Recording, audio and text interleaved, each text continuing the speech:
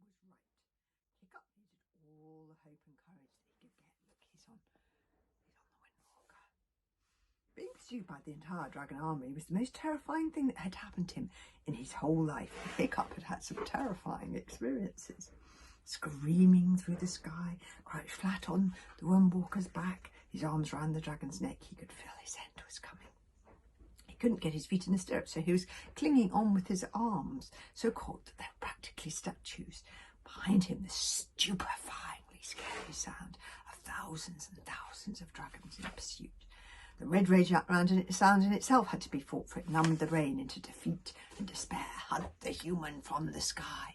Burn him up and let him die. Hunt the human, hunt the human. Don't listen, sobbed Hiccup. Don't listen, Windwalker, don't listen. He made the mistake of glancing over his shoulder once, and the sight was so terrifying it made his stomach turn to water. Thousands and thousands of dragons, murder in their eyes, the flame so close that they were nearly touching him. A flying packet of ravenous and angry wolves that tear him to pieces when they caught him. The red rages was getting closer. He could hear it louder, louder, always louder. Give up, the red rage was telling him, and Hiccup tried to close his brain, but the noise seeped in anyway. You've lost already. Death is sweet. Embrace it. The triumphant voice of the dragon furious. We've got him! We've got him! The extraordinary crazy rock formations of the gorge turned into a gigantic slalom course. 1 second's lack of concentration and they would crash straight into a pillar of stone and knock themselves out of this world and into the next. On top of this, the gorge itself was shaped, as its name suggests, like a lightning bolt, and the cliffs twisted and turned round corners in a wildly contorted fashion.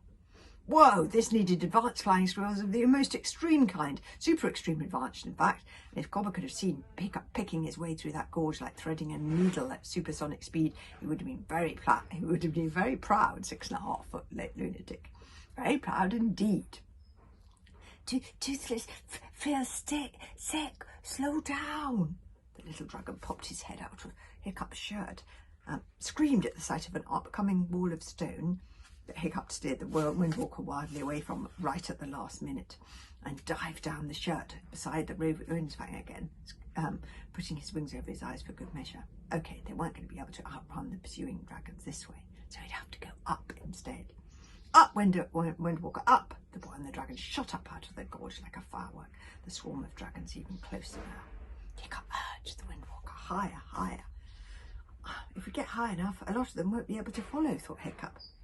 You see, Hiccup's short life studying dragons meant that he knew so much about them. Most dragons prefer operating in what they call shallow air.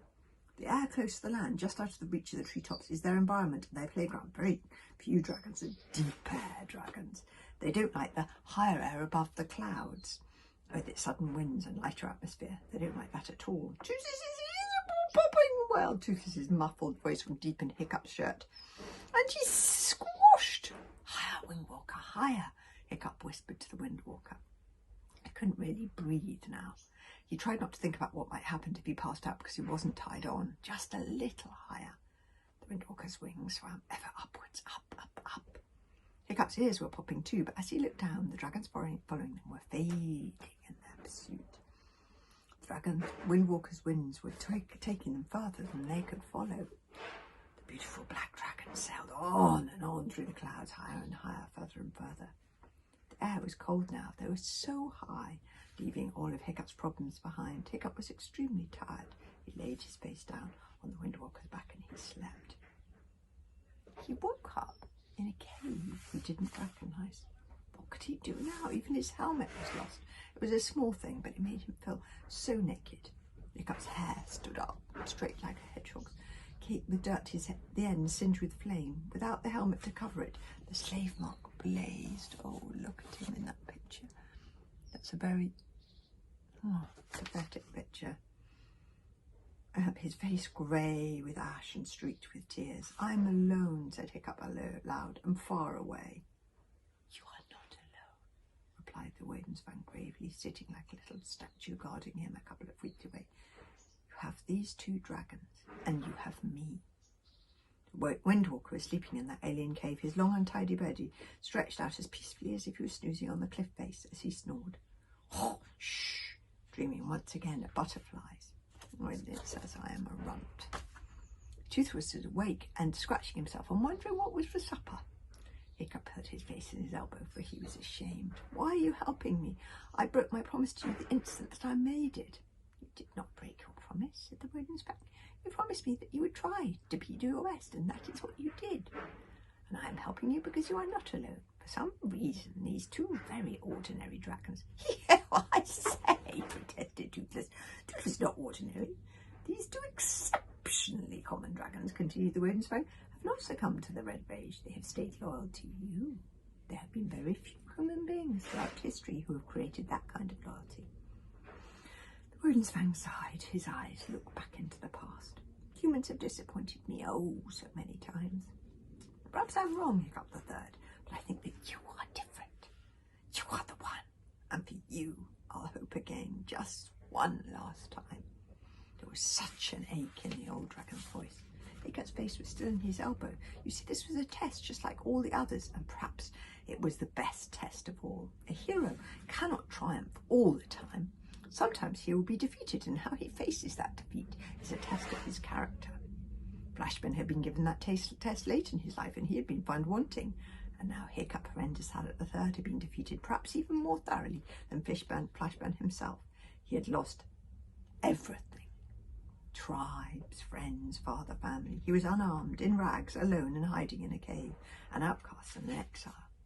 For a while, Hiccup cried into his elbow, and then slowly, Hiccup Horrendous Salad the Third brought down his arm. He wiped his nose with the end of his sleeve, and "I'll try not to let you down," said Hiccup the Third. "What can I do?" "You can find the dragon jewel," said the Rodensfang. "The jewel is the only thing the dragon furious will listen to now. He is afraid of it. I'm afraid of it myself. For if it is broken, the jewel has the power to destroy dragons forever."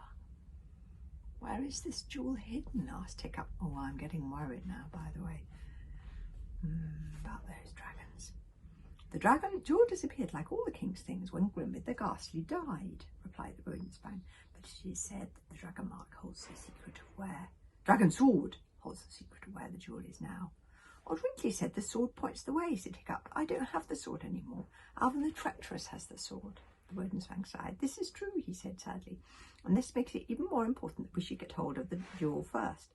After only a very short acquaintance, I can see that this Alvin the Treacherous is an extremely unpleasant human character. If he finds the jewel, he will not hesitate to use it, and dragon shall be no more." Gloom settled on the already gloomy little cave. Toothless was bored of all this talking and aware that everybody had got their priorities completely wrong and weren't really caring about the more vital question of what Toothless was going to eat next. He was getting sleepy again, so he climbed onto Hiccup's shoulder, took Hiccup's face between his paws, and so that Hiccup had to look at him straight in the eyes, and said, "Master, tell this old brown dragon that this waistcoat is Toothless's place, because Toothless is Hiccup Hunting Dragon." "Of course you are," Toothless said to Hiccup, stroking Toothless behind the ears. "There's only one dragon for me." Satisfied, Toothless burrowed down Hiccup's waistcoat again, and as he wriggled around trying to get comfy in his special place right above Hiccup's heart, the waistcoat rustled, reminding Hiccup of something. A great surge of hope rose within him. Surely it wasn't possible. "Rodensfang," said Hiccup eagerly, "how does the sword show the way to the jewel?" "I came up already, Hiccup," said the Rodensfang. "You must know that it is not the sword itself that is important. The dragon sword, what did you call it? The Endeavour, is perfectly ordinary sword, more ordinary than most. What is important is not the sword itself, but what is inside the sword. There is a secret compartment." "Oh, yes, I know," said Hiccup impatiently. "I found that ages ago. And inside the secret compartment is this." Hiccup reached inside his waistcoat and took out the paper that was Grimbeard the Ghastly's last will and testament. He had shoved it into his waistcoat a couple of weeks ago when Stoke shattered him from the battle arena, and he had completely forgotten to put it back into the secret compartment again. The Rodensfang looked at him open-mouthed. "Well, bless my wings and whiskers! I took it out earlier and forgot to put it back," explained Hiccup. "Grimbeard's map to show where the jewel is hidden!" exclaimed the Rodensfang in delight. "But it isn't a map," said Hiccup. "Typical Grimbeard to make things even more difficult than they already were. It's Grimbeard's will." Hiccup read it aloud. "I leave to my true heir this my favourite sword, because the Stormblade always lunged a little to the left, and the best is not always the most obvious. Yours in the hope that you will make a better leader than I was, G.G." Hiccup's hands were still stained purple with watermelon from wrestling with the witch, and as he read them, Venom seemed to be doing something to the paper. Hiccup was about to wipe them when, to his astonishment, he realised that words were appearing. The purple was bringing out a secret message, a message that had not been seen for over 100 years. Courage, said the message. What is within is more important than what is without. This is not the end, I promise. Here is the map, and the map can lead you to the Dragon Jewel. Hiccup turned the piece of paper over. It was blank on the other side, but as he rubbed it with the ballpoint pen, the lines began to appear. The lines of a map that could lead him to the Dragon Jewel. The rebellion could be stopped after all. The boy leapt to his feet. This is not the end, he shouted. This is not the end. Far, far away, there was another shout. Half burnt, their sails dark with fire. The Viking navy limped out of the eastern archipelago, singing the Song of the Dead. The Vikings were barbarians, but their voices were very beautiful. Turn their bones to coral thaw, their song to wind and hearts to gold. They'll live forever in the skies, eating rainbows with the gods. That's the Song of the Dead.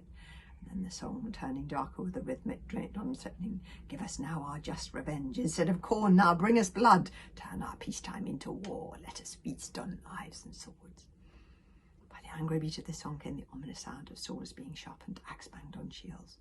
Way at the front of the sneaking line of ships was the outcast vessels, once the pariahs of the archipelago, now its leaders. On the very first ship, the witch Selenor and her son, the new king of the Wilder West. Let me show you, Alvin dearest, quoth the witch, the secret of the dragon sword. Clue clapping around her in the wind like a malevolent bat, greedy bony fingers fingering the sword's secret compartment. A shriek as the witch Selenor opened up the secret compartment of the sword and found that it was empty. A terrible, disappointed howl. That wretched, burglaring little rat has stolen the map. No, this was not the end. I'm going to get you, Hiccup Friend decided the dad. This is the witch, rather. If it's the last thing I do. This is not the end. How to steal the dragon's sword. We'll have to have the epilogue.